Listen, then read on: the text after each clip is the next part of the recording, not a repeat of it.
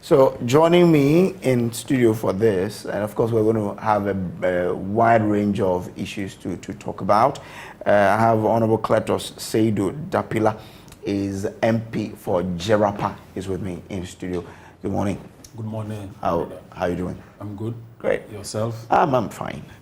Great to have you in the studio. Thank God for life. True. All right, let's go through some of the issues with regards to Ecowas. That's where we're beginning from. Now, Ecowas has declared or has gotten its military on standby. We understand that this week the military chiefs in the Ecowas sub-region will be meeting in Ghana to decide on how to proceed. Now we're asking the question, can Ghana afford to deploy? Let's share with you some of the things we've put together here. Now, Ecowas activate a standby force for possible intervention. Defense Minister Dominic Nitiwu says the military is ready. That's something that he's told us. Again, we understand that there's going to be an extraordinary meeting in Burma camp, 17th to 18th August 2023.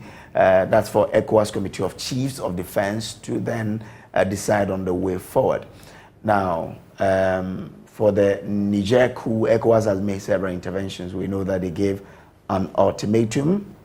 Now, if that ultimatum failed, they also decided when they declared that they are going to make a military team to stand by, they said diplomatic negotiations are still open. And so the status is that that's also pending, because as we speak now, it's some religious leaders in the northern part of Nigeria who are mediating for now. So diplomatic negotiations are still pending between ECOWAS and the team, because the team has decided not to meet ECOWAS at all. Military intervention, that's pending, because that's something ECOWAS has decided that it's making the military team to stand by for in case it has to deploy that. Now, we understand that they are projecting a brigade of 5,000 troops, as the military team to enter Niger. And that is going to cost us 2.3 billion. So that's what ECOWAS will be funding the troops with. Deployment of troops on demand will cost $360 million. So that's what we know for now. Now, the minority in Parliament say that if you look at Article 40, it says promote respect for international law, treaty obligations, and the settlement of international dispute by peaceful means. So they're using Article 40, but looking at the C, of that article, which says promote respect for international law, treaty obligations, and the settlement of international dispute by peaceful means. Now, majority in Parliament is also using the D of Article 40. So Article 40, Section D, it says adhere to the principles enshrined in or, as the case may be, the aims and ideals of the Treaty of ECOWAS. Okay, so that should be IV rather, because the Article 40D says adhere to principles enshrined in or, as the case may be, the aims and ideals of the Charter of the United Nations, the Charter of the Organization of African Unity, the Commonwealth, and the IV, the Treaty of the Economic Community of West African States, and V, any other international organization of which Ghana is a member. So that is what it is. Now, so armed forces personnel in ECOWAS countries, let's go at it. If you combine all of ECOWAS, our total number is 489,000. Cape Verde has 1,000. Senegal has 19,000. Mali has 21,000 troops. Niger has 10,000 troops. Burkina Faso has 11,000. The Gambia has 4,000. Guinea-Bissau has 4,000. Guinea has 13,000. Sierra Leone has 9,000. Liberia, also has 2,000.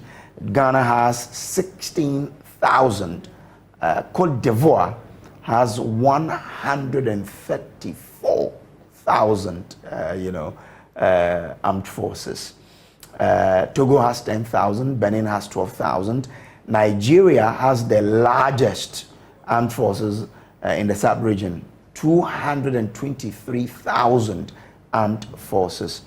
So followed by Cote d'Ivoire with 134,000, and followed by Senegal with 19,000, and then Ghana comes next with 16,000. So these are the troops that we do have in the sub-region. Now let's look at budget allocation in Ghana's budget as for contingency. So we're asking the question, is a contingency budget needed? If you look at the headquarters and agencies, the amount budgeted is 3.74 billion. Construction of forward operating base, Northern Border Security, is 262.1 million. Defense advisory services, they are allocated, or the budget amount is 10 million. Ammunitions and other accoutrements, 10.21 million. So that's how it is. So that's why the question is, do we need a contingency budget in this instance? So that's the breakdown of how the issues are for you here in terms of the intervention in Niger and what it will mean to Ghana and ECOWAS in general. Dr. Victor Doke, he is a researcher with the Kofi Annan International Peacekeeping Training Center. Doc, good morning to you. Grateful for joining us. Let's start to talk. The minority and majority are divided on whether or not we should intervene or contribute troops to the action that ECOWAS wants to undertake in Niger. From research and what we do know, how must we as a country approach this? Should it be limited to minority on one side, majority on one side? Thank you very much for this opportunity. Good morning to you all and then listeners. Now, the important thing we need to notice that when it comes to, let me go back a bit now, when it comes to conflict resolution, they have what we call the track diplomacy. Track 1 involves emissaries he sent, very important personalities he sent. ECOWAS has done, it's been rejected. Track 2, involvement of civil society organizations. ECOWAS have not looked at that option. Now, track 3, which involves religious leaders, okay, in various fields, that has worked per what we've noticed. The northern leaders, religious leaders from Nigeria haven't been able to meet a junta. That is where ECOWAS should now focus on and give diplomacy the opportunity to prevail. It will be wise on the part of ECOWAS as a whole to make prevention the focus than to go ahead with the military intervention. The consequences of the military intervention are vast. Now, let me come to Ghana itself. Do we have that funds to even go there? No. The personnel may be there. But how are we going to tackle this issue going in? Well, first of all, the Parliament will have to agree. We have a divided or hung Parliament. Is it even going to work? I doubt. Right? Now, supposing we have the numbers, where are we going to get the funds? Looking at the economic situation that we are in now, is it prudent? For me, no. Why don't we just look at the means of using these religious leaders? Let's not forget, the junta appointed 21 ministers, okay, as an interim government. Why are we not looking at working with these? Okay, thereby we'll know the needs and wants of these junta. And then we can start from there. But to go ahead with the military intervention will bring out very vast consequences that we may not have solutions to. So for me, my take, the military intervention is a no-go option for ECOWAS as a whole, or even for Ghana to think about at this moment. Okay. So you feel that we need to finish exploring track 1 and then track 2, which is involvement of CSOs. They have not involved the CSOs as we speak, right? They haven't. I haven't heard anything. I stand to be corrected. If they have, let me know. They have not explored that option. So explore track 1, possibly track 2, and it's all shown track 3 is working perfectly. So why don't you then focus on track 3? The resources that you have, push it in track 3 and get more religious bodies and leaders to meet with the junta. And that is the way to go. Now, ECOWAS over the years has been described as a barking dog. It barks, but it doesn't bite. And that's why maybe they want to use this as an example to say, look, we can't really bite, just that sometimes we extend our hand too long. Couldn't this be the reason ECOWAS wants to ensure that if we give you an ultimatum that hand over power and you didn't, will definitely have to come at you. Well, let's look at Guinea, Mali, and Burkina Faso. What really did ECOWAS do? Impose sanctions and later on lift them. Left it. All these three mentioned states are surviving in one way or the other. Okay? They've terminated, contracts with their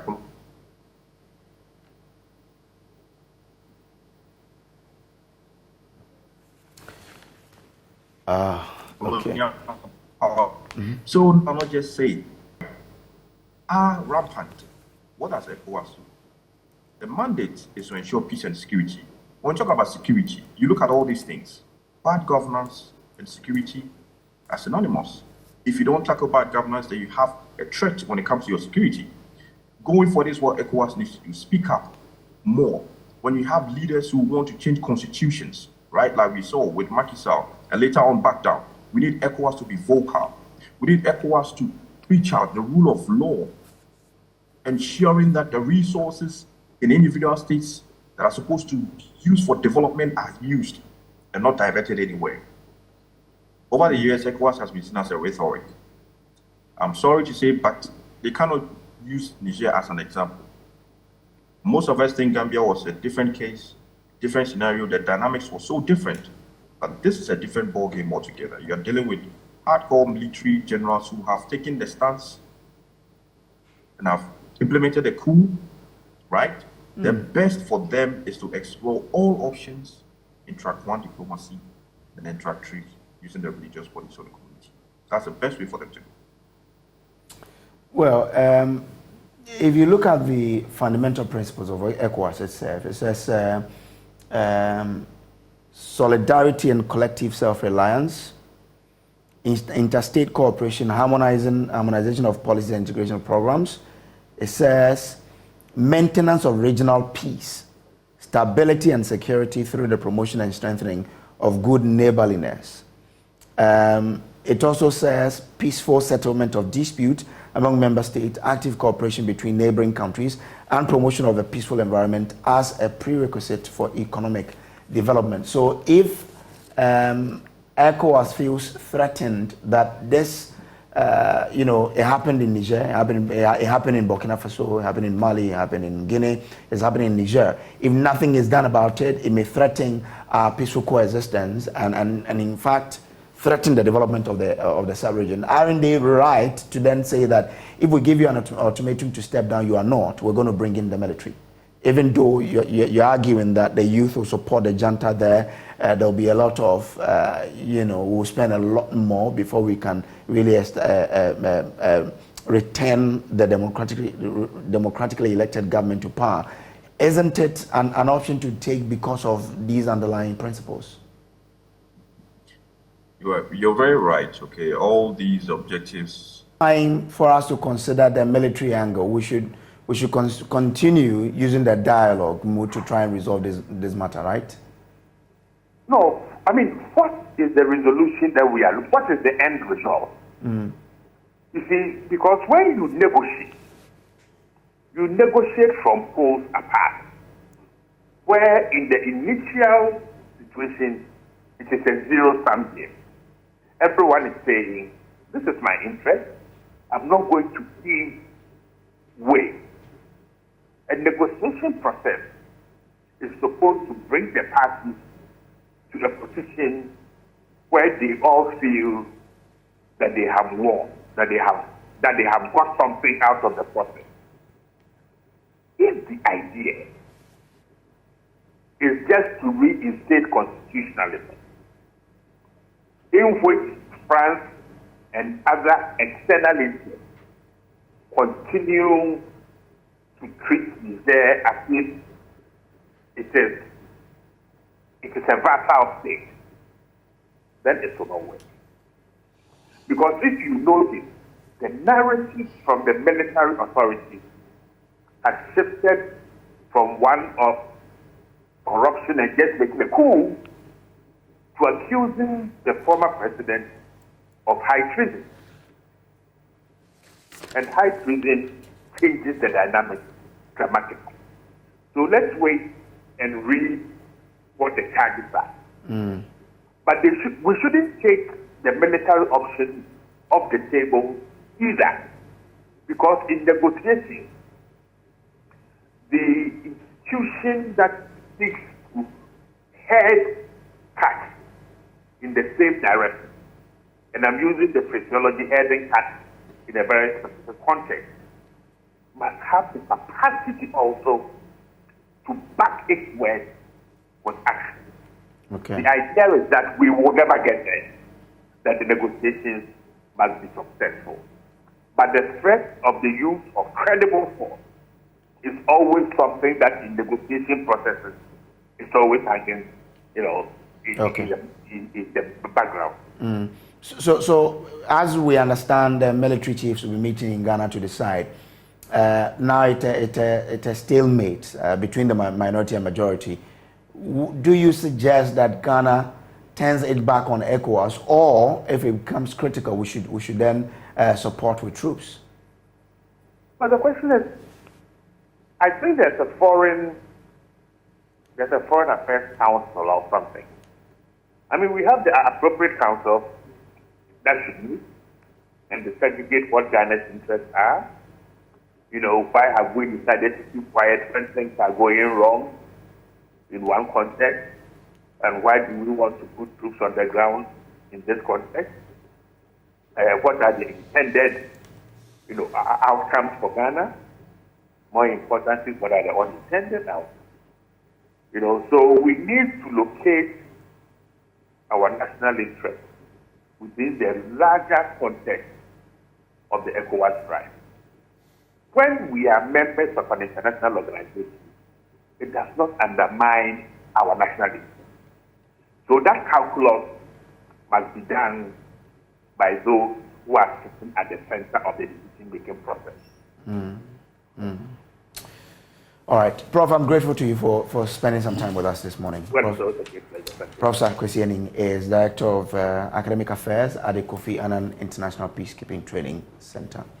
Well, so there we have it. Yeah, you were making a point, and I stopped you. Yes, I was still on ECOWAS, and the fact that they haven't conducted, ECOWAS hasn't conducted itself well over the years. Hence, the problems that has bedeviled the ECOWAS countries. So for me, the use of brute force to restore constitutional democracy in Niger is going to jeopardize that country. We're going to destroy that country. We won't, what do we intend to achieve at the end of it all? Because, mind you, these are military chiefs who have taken over the country. So they are prepared to fight, even if they will all die. They don't care if that country all will be destroyed. So we ought to use diplomacy, that is the word. We ought to engage. We ought to use all sort of, negotiation powers that is at our disposal. But once at it, it's still important we keep the threat of military intervention. Intervention. The moment you begin threatening, they won't budge. Okay. They won't budge. The threat will not deter them. These are soldiers also.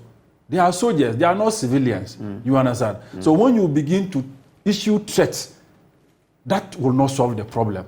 So for me and many other thinking Ghanaians, and those who are not even Ghanaians, we all think that, look, let us don't enter Niger with a military force.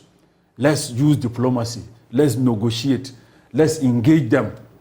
So for instance, the religious leaders in Nigeria have started engaging them. You understand? Yeah. Even Ghana, instead of sending military troops, we could use our religious leaders. We have now religious leaders that people respect. They could also go in and do a bit of negotiation for us. What do we stand to achieve if we invade Niger? What do we want to achieve? Restore the democratically elected government. What they've done is what ECOWAS is also trying to do. You understand? It's just like... well, you mean ECOWAS is trying to undertake a coup? Yeah, that's what they are going to fight. They are going to fight. Remember when you send troops, they are not going to watch you come in and just do what you want to do. They will they will fight back. And the consequences are there. The repercussions are there. That country will be destroyed. You see, you use brute force when a coup takes place, okay? The only time you try to use brute force or standby force is when human rights of people have been abused, like Liberia, when we saw people's hands being cut, slaves, and all of that. You understand? We are not yet there. We haven't gotten to that point. You understand? So if you want to come in and use that military stand, or as use troops in Niger, you are going to destroy that beautiful country. Already, the people are struggling. There's economic hardship. Women and children are vulnerable. So what do we want to achieve? Ecowas, what do we want to achieve? Whose interests are we going with these military troops? Whose interest? France? No, it is the sub-region's or the Western powers. The sub-region's interest. The sub-region is to ensure that you ensure the peaceful coexistence. You ensure I just saw that your it doesn't degenerate. You displayed the costs of money. Yes. That is needed to send military troops to Niger. You understand? Do you know what that entails? Do we have that money? Who is going to commit that money? Okay. There's no money for it. Even Ghana. The reason why many people are saying that the minority is opposed to minority and majority are divided, and on the issue of maybe they are supposed to come to parliament or not to come to parliament for approval. You see, if you are sending troops, you need to fund them. Okay. And for you to spend, you need parliamentary approval to spend. All right. So that's the logic behind it. So it means that we shouldn't even think about military. We shouldn't even think about it. Okay.